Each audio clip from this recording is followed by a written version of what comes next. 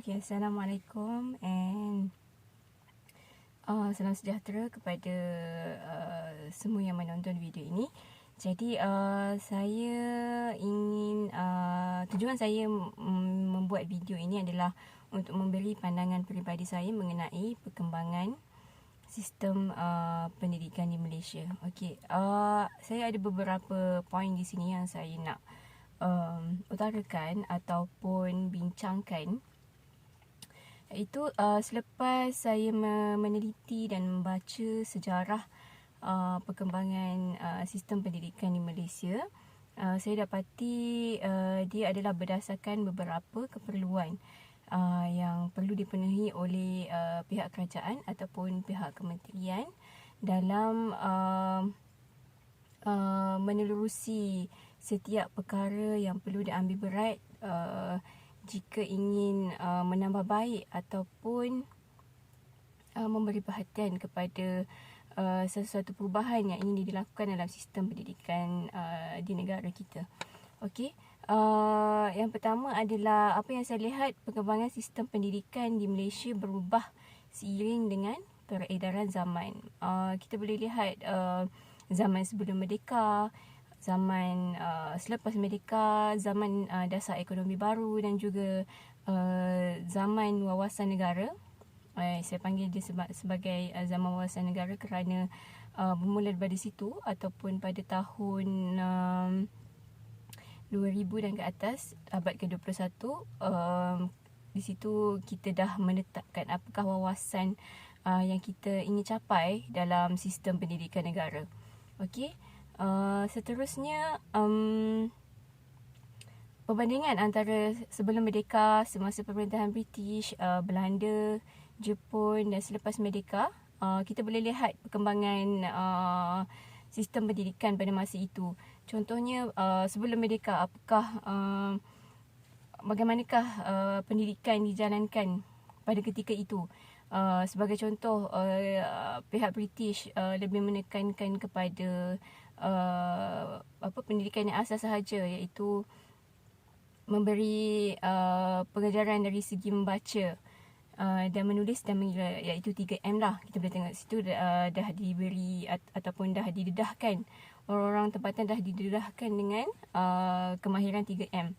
Tetapi pihak British tak galakkan orang tempatan untuk pergi belajar lebih tinggi sebab takut nanti ada rusuhan. Sebab bila orang tempatan dah makin berilmu, dia akan ada satu perasaan yang ingin bebas daripada tangan penjajah.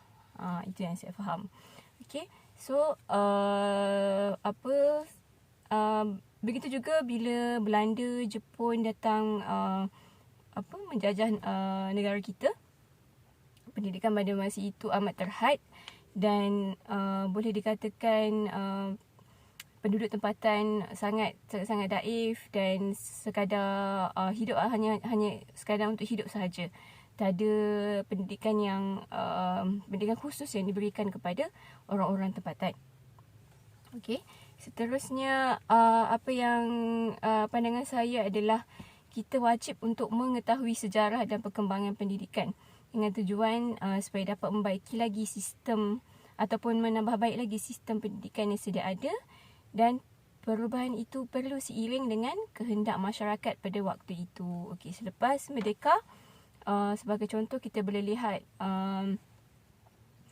tahap pendidikan semakin berkembang, di mana pelbagai akta dan ordinans yang telah timbul ataupun diwujudkan untuk memperbaiki sistem pendidikan yang ada pada masa itu. Jadi saya rasa benda ni sangat penting untuk kita lihat supaya pada masa hadapan kita tidak akan mengulangi lagi kesalahan yang sama, dan kita dapat memperbaiki dari segi ataupun dari perspektif apa lagi perlu yang kita ambil untuk menambah baik lagi sistem pendidikan yang ada di negara kita. Contoh, apa yang ada sekarang mungkin tidak cukup untuk generasi yang akan datang pada masa hadapan. So kita perlu menilai dan juga mengambil peduli apa perkara yang telah diutarakan oleh ibu bapa, masyarakat sekeliling terhadap sistem pendidikan negara kita. Okey. Seterusnya, saya ingin tekankan di sini KPM ataupun Kementerian Kepelajaran Malaysia dan menteri yang terlibat harus memainkan peranan kerana mereka memikul tanggungjawab yang besar dalam mewujudkan sistem pendidikan yang sesuai pada masa yang sesuai. Contoh, mereka juga memikul tanggungjawab yang besar dalam menerajui hala tuju pendidikan negara. So, macam mana mereka nak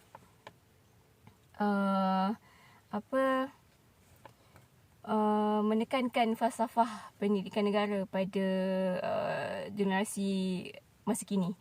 So, nanti in future ataupun pada masa akan datang, generasi kini akan dapat menjadi seorang pemimpin yang ada ciri-ciri Jerris itu, iaitu jasmani, emosi, rohani, intelektual dan sosial. Okey. Okey, macam yang saya cakap tadi, berpandukan pada falsafah pendidikan negara, falsafah pendidikan kebangsaan, elemen-elemen Jerris masih memerlukan penerapan yang lebih mendalam di dalam diri anak-anak bangsa kerana ciri-ciri ini akan dibangunkan dan akan membentuk jati diri bakal pemimpin negara pada masa akan datang. Sekian, itu saja pendapat saya dan pandangan peribadi saya mengenai pengembangan sistem pendidikan di Malaysia. Sekian, terima kasih.